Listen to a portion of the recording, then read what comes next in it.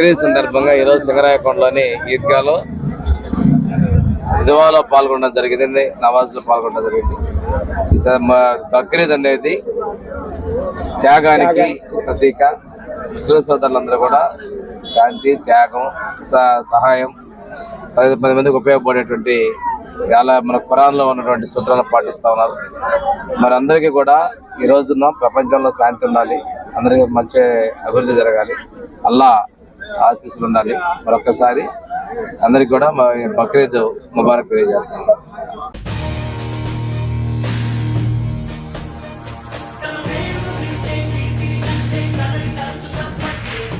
అంచులు దాటి ఎదిగే